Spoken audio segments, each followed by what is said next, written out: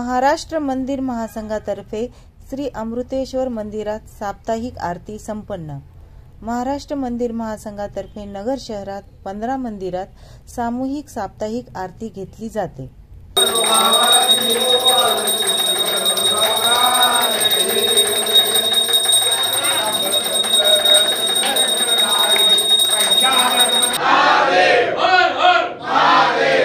यावेळी शिवप्रतिष्ठान अहिल्यानगरचे जिल्हा अध्यक्ष बापू ठाणगे यांनी सामूहिक आरतीचे महत्त्व सांगितले। आज सोमवार, त्या निमित्तानं साप्ताहिक आरती जी सोमवारची असती ती आज श्री अमृतेश्वर मंदिरमध्ये आज आम्ही सर्वांनी मिळून घेतलेली आहे। महाराष्ट्र मंदिर महासंघातर्फे अहिल्यानगर शहरामध्ये किमान आत्ता 15 मंदिरांमध्ये नित्य साप्ताहिक आरती चालू करण्यात आलेली आहे। याचा हेतू असा की मंदिराच्या आसपासची लोक, आसपासचा हिंदू परिवार, तरुण मंडळी, मुलं मुली या आरतीमध्ये जर सहभागी झाले तर एक देवतेचं चैतन्य, शक्ती ते सर्वांना मिळणार आहे।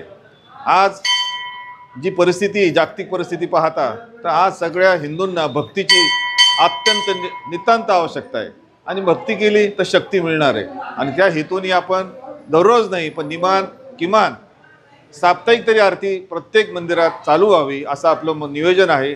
आणि ह्या महिन्याभरात किमान 50 मंदिरामध्ये आपण पोहोचणार आहोत आणि नित्य आरती, साप्ताहिक आरती चालू करणार आहोत।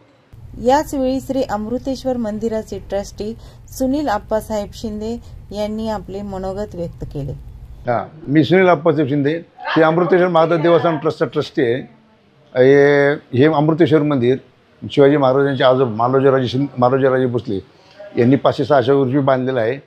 इथं ते ज्या वास्तव्याला होते, सरकारवाडा म्हणून आहे, इथं मोठं त्यांचं होतं, इथं वास्तव्याला बरेच दिवस होते। इथं त्यांना पूजा करायला कुठं काही मंदिर नव्हतं इथं, त्यावेळी त्यांनी ह्या मंदिराची स्थापना केली। फार जुनं मंदिर आहे। आता सगळं पूर्ण दगडी बांधकाम आहे याचे। आणि 5/7/2025ला या मंदिराचा आम्ही जीर्णोद्धार केला आणि त्याचा किल्ल्यासारखा जुनंच लूक आम्ही या मंदिराला दिलं आहे।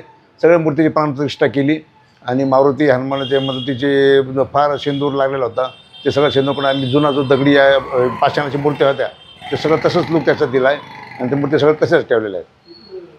अजून मंदिराचं बरंचसं बांधकाम अजून करायचं चालू आहे, जीर्णोद्धाराचं काम टप्प्याटप्प्याने त्याचं नीती उपलब्ध होईल त्या प्रमाणात आम्ही ते पुढचे काम करत राहणार आहे। या प्रसंगी गोरक्षक सनी परदेशी यांच्या जन्मदिवसानिमित्त त्यांचा शाल देऊन सत्कार करण्यात आला।